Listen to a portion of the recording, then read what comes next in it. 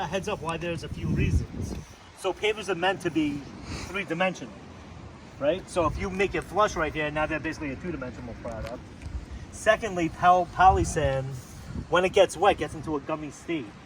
So that gummy state is the crust that you don't want any friction here. So if you move some furniture, yeah, you're gonna scrub that crust off and you're gonna break it. Therefore, water's gonna get in underneath the sand, and that's gonna lead to weeds and more deterioration, you know?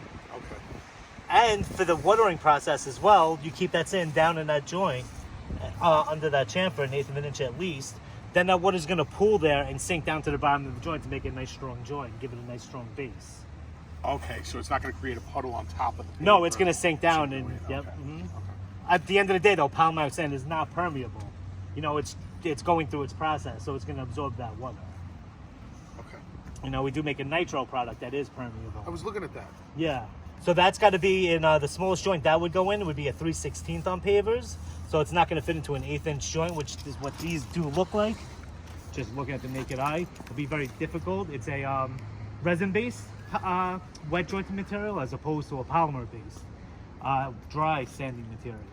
So it's more gummy and it's hydrophobic, so you have to wet everything down first. Use a squeegee or a broom to get it into the joints, as well as a hose. So you have to actually put it in while it's wet? Yes, you have to wet everything down first, absolutely. Tools included. Yep. And it is permeable, so you really don't want to use that on a concrete slab if you don't have adequate drainage, because those joints are going to fill up with water and prevent the sand from being pulled down into the joint. You're going to have to wait for that water to dissipate, and a 2-hour sanding could take it 4 hours, 5 hours.